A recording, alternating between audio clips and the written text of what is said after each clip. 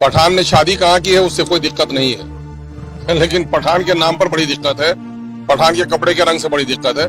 ये सारी फालतू चीजें बीजेपी के और फिरका परस्तों की डिक्शनरी से अगर टीका, टोपी, मस्जिद, मंदिर, गाय, बकरी निकाल दो, हिंदुस्तान, पाकिस्तान, कब्रिस्तान निकाल दो, तो बिन पानी के जिस तरह मछली तड़प कर मर जाती है, ये पार्टियां तड़प कर मर जाएंगी। मैं ये कह रहा हूँ, आज हमारे 4 लोग चले गए हैं, तो हमारे नौजवानों को सड़क पर आ जाना चाहिए कि हमारे लोगों को छीन के ले गए।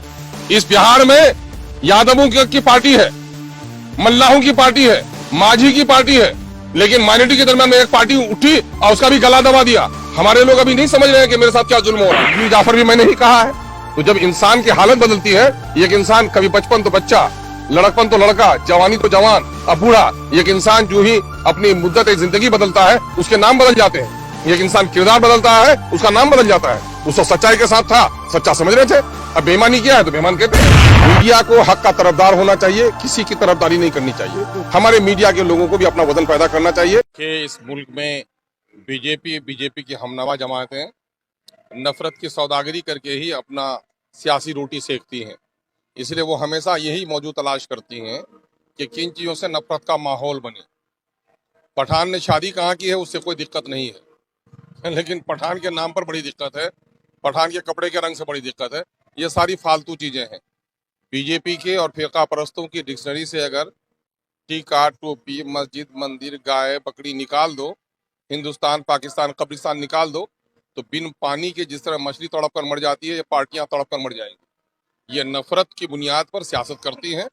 मैं देश के युवाओं को, बुद्धिजीवियों का आह्वान करता हूँ कि सब्जेक्ट ये होना चाहिए कि बच्चों की तालीम कहाँ, नौजवानों को रोजगार कहाँ, किसानों को फसल की कीमत कहाँ, सैलाब जदगान को उसका मुआवजा कहाँ, नदियों पर पुल क्यों नहीं। ये सारे सवालात होने चाहिए। देश की तरक्की जिन चीजों से होती है, आज जिन चीजों से समाज टूटता है, ये बीजेपी की फितरत है। इसलिए इन चीजों पर बहुत ज्यादा बहस करने की जरूरत नहीं है। ये वक्त ही फुफंदा है, या आबला है, कुछ देर के लिए सर उठाया, बहुत खत्म भी हो जाएगा 2-3 दिन। क्या शाहरुख खान मुसलमान है इसलिए टारगेट किया? शाहरुख खान मुसलमान है इसलिए टारगेट नहीं किया था। मुसलमान है तो दामाद किसका है वो पता कर लो जरा सा। मामला ये है कि सिर्फ इसलिए कि इससे हिंदू और मुसलमानों के दरमियान में तनाव पैदा किया जा सकता है, सिर्फ इसीलिए, और नहीं तो कोई बात नहीं है। बहरहाल ये चीजें बहुत ही घटिया हैं। इन चीजों पर ज्यादा बहस भी नहीं करना चाहिए, बल्कि मीडिया के साथियों को मैं कहूंगा कि इन चीजों पर बहुत ज्यादा तवज्जो भी मत दीजिए, तवज्जो दीजिए इस देश में बसने वाले जो करोड़ करोड़ मजदूर हैं, गरीब हैं, किसान हैं, बीमार हैं, उनके मुद्दों को उठाइए। ये लोग चाहते हैं कि ये मुद्दे उठे और सही मुद्दों से लोग भटक जाएं। इसलिए आप लोग उसके भटकने में सहयोग मत कीजिए, बल्कि इन मुद्दों को दिखाइए। तुमने जो हुकूमत ली थी, तुमने गद्दी हासिल किया था, तुमने सबका साथ सबके विकास की बात की थी, लेकिन आज की अडानी की तरक्की हो रही है, कॉर्पोरेट वर्ल्ड की तरक्की हो रही है। तुम जिस तरह से पेट्रोल के जरिए से लोगों के जिस्म से खून निकाल रहे हो, गरीब गरीब तर होता चला जा रहा है, अमीर अमीर तर होता चला जा रहा है। ये मुद्दे हैं बाबू, इनको उठाइए। सीमांचल के मुद्दे को उठाइए कि आज सीमांचल पूरे बिहार में सबसे पिछड़ा हो गया है। 40-40 किलोमीटर पुल नहीं बन पाया है। सैलाब में जो लोग तबाह हो गए हैं उनका कोई मामला हल नहीं पाया है। लोग बीमार पड़ रहे हैं, दवा नहीं मिल पा रही है, पानी की खराबी हो रही है, साफ पानी नहीं मिल पा रहा है। इसी बिहार में गंगा जल को राजगीर पहुंचाया जा रहा है। सीमांचल के लोगों को सही पानी भी यहाँ पर नहीं मिल पा रहा है। इसी बिहार में राजगीर में शीशे का गिलास ब्रिज बन रहा है और यहाँ पर हमारे पुल भी नहीं बन पा रहे हैं। सामरिक दृष्टिकोण से देश की हिफाजत के लिए भी तैयबपुर का जो पुल है वो भी बिहार गवर्नमेंट का नहीं, वो केंद्र का पुल है। वो नैरो गेज को पुल, रेलवे के पुल को तब्दील किया गया। आज तक ये पुल नहीं बन सका 75 सालों में। ये मुद्दे हैं बाबू सीमांचल के। मैं आप लोगों से गुजारिश करूंगा, इन मुद्दों को आगे उठाइए। सर आप सीमांचल दौरे में, और ये सीमांचल सवाल कि मैं उस धरने का आगाज किया था, बस्ती बस्ती घुमा था। बात को हमारे दोस्तों ने जो किया, हमारे अजीजों ने किया, उस धरने को भी मेरा समर्थन हासिल था।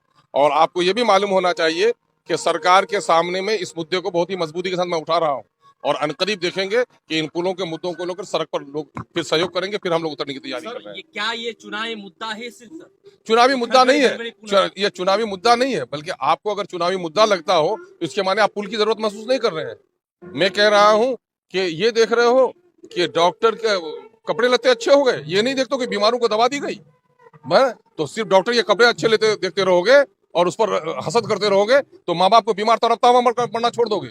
ये सियासत नहीं है, ये यहाँ वक्त की जरूरत है, ये वक्त की जरूरत है। मैंने यही नहीं बल्कि पूरे सीमांचल में सीमांचल पुल निर्माण संघर्ष समिति का गठन हमने किया, कहा कि सीमांचल में हर जगह पर, मानंदा में 10-10 किलोमीटर पर, छोटी नदियों पर 5 किलोमीटर पर, 2 किलोमीटर पुल बनना चाहिए। हमारे टैक्स के पैसे से गंगा में 5 किलोमीटर पर पुल बन रहा है। पटने में फ्लाईओवर बन रहा है, पटने में मेरिन ड्राइव बन रहा है। ये बातें मैं पटने में भी कहता हूँ और यहाँ भी अनकरीब है इंशाल्लाह, लेकिन लड़ूंगा। मैं लड़ाई शुरू की तो थोड़े पीछे हट जाता हूँ। ये मेरे मुद्दे हैं। मेरा मुद्दा वही नहीं है, मेरा मुद्दा तो उससे आगे भी है कि आर्टिकल 371 और यहाँ पर स्पेशल दर्जा दो हमारा, ताकि इस इलाके की जो तरक्की नहीं हो पा रही है, मेरे अलावा कौन ये मुद्दे उठा रहे हैं, कौन राजनीति करे? दूसरे लोग तो नशा पिला रहे हैं लोगों को। जो लोग सत्ते में जवाब दे वो लोग, है ना, लोग कह रहे हैं कि सत्ते में जाएंगे तो लोगों का भला करेंगे। मेरा भी देख लो, 10 तो बाजू मेरे काटे गए, मेरे 4 एमएलए मुझसे छीन लिए गए। लेकिन क्या हो रहा है आज के दिन में? आज के दिन में हो ये रहा है कि इस इलाके में चूंकि पिछड़े और दलित और मुसलमानों की आबादी है, इसलिए सरकार हम पर तवज्जो नहीं दे रही है। ये लड़ाई मैं वहां से नीचे तक लड़ रहा हूँ, जेल जाने की नौबत आएगी तो जेल जाने के लिए तैयारी कर रहा हूँ। क्या बात करते हो सर, विधानसभा चुनाव में आपका एक नारा था, हक छीन कर लाए। हाँ, तो हक छीन रहे हैं। सीमांचल ने आपको आप और आपके पार्टी को 5-5 विधायक दिए, हाँ। मगर अभी तक हक छीनने की जहाँ पर बात है, कोई ऐसा विकास नहीं, दिख नहीं रहा। सुनो, सवाल ये पैदा होता है कि हर किसी को दिखाई नहीं देता। दिखाई देना चाहिए पॉलिटिकल जो प्रोसेस है वो किस तरह होता है। जान रहे हो 2015 में मुसलमानों ने गुस्ल और वजू करके वोट दिया था, 4 मंत्री से आगे नहीं बना था। आज 5वां मंत्री बना है तो एमआईएम की देन है कि एमआईएम के भय से बना है। आज क्या करोगे? तब्दीली नहीं आ रही है, तब्दीली आ रही है। ये लोग अभी तो हम ही को डुबाना चाह रहे हैं और यकीनन है कि छीन के लाएंगे। आज एमआईएम की आवाज लोग बोल रहे हैं, यहाँ सड़क नहीं, वहां पुल नहीं। ये जो कंपेरेटिव डाटा बेस जो गुफ्तगू कर रहा है, किसने सिखाया? एमआईएम ने सिखाया, है ना। इसकी बात कर रहे हो। यही नहीं बल्कि हाउस में भी बैरिस्टर असदुद्दीन ओवैसी ने सीमांचल के लिए बिल लेकर आया है। इसलिए हमारी लड़ाई ये है, यकीनन है कि हम लोग छीन के लाएंगे। छीन के लाने का क्या मतलब होता है? किसी के हाथ से छीन लेना, सरकार पर दबाव बनाना। सरकार पर दबाव बना रहे हैं। मैं ये कह रहा हूं, आज हमारे 4 लोग चले गए हैं तो हमारे नौजवानों को सड़क पर आ जाना चाहिए कि हमारे लोगों को छीन के ले गए। इस बिहार में यादवों की पार्टी है, मल्लाहों की पार्टी है, माझी की पार्टी है, लेकिन माइनॉरिटी के दरमियान में एक पार्टी उठी और उसका भी गला दबा दिया। हमारे लोग अभी नहीं समझ रहे हैं कि मेरे साथ क्या जुल्म हो रहा है। इसलिए वो लड़ाई लड़ने के लिए बाबू आप लोग का सहयोग चाहिए। यकीनन है कि छीन के लाएंगे, ताकत बढ़ाइए, आप लोग छीन के लाएंगे। वो लड़ाई से कहीं पीछे हटने वाले नहीं। विधायक छीनने की बात है सर, कुछ दिन पहले ही आप एक वीडियो के जरिए ये कहा था कि अगर विधायक छीनने की जहाँ पर बात है, अगर सोशल मीडिया में कोई भी आवाज उस पर एफआईआर की जाए। नहीं, मैं ये कह रहा हूँ कि धरती पर आप सुनो, सवाल ये पैदा होता है कि चूंकि विधायकों ने अहद लिया था कि मैं अल्लाह के नाम पर अहद लेता हूँ कि पार्टी के टिकट पर इलेक्शन लड़ रहा हूँ, जीत गया तो पार्टी के साथ वफादारी निभाऊंगा, किसी के बहकावे पर नहीं जाऊंगा। तो मुझे एतमाद था कि खाते पीते घर के लोग हैं, जमीर नहीं बेचेंगे, इसलिए इनके खिलाफ कोई सबूत नहीं मिल पा रहा था। मैं क्या, वो एमएलए भी खुद बोला था, हम लोगों को उम्मीद थी। अरे सच्चे लोगों को तो ये ना होता है, सच्चे लोगों के सामने में कोई बात करे तो यकीन कर लेता है। बेईमानी जिनकी नीयत होती है तो उनको दिल को से कौन होता है। इंसान ईमान लाकर कुफ्र कर लेता है, कुफ्र से ईमान में आ जाता है। ऐसे लोगों की बात मत करो। मगर यह है कि उस वक्त हमारे साथ एमएलए थे, मैं चूंकि विधायक दल का नेता था, इसलिए अगर उनके बारे में कोई अफवाह फैलाई जाती है, यकीनन निगरानी करनी मेरी जिम्मेदारी थी। लेकिन जिनकी निगरानी की बात मैंने कही है उनको जमीर फरोश और मीर जाफर भी मैंने ही कहा है। तो जब इंसान की हालत बदलती है, एक इंसान कभी बचपन तो बच्चा, लड़कपन तो लड़का, जवानी तो जवान, अब बूढ़ा, एक इंसान जो ही अपनी मुद्दत जिंदगी बदलता है उसके नाम बदल जाते हैं।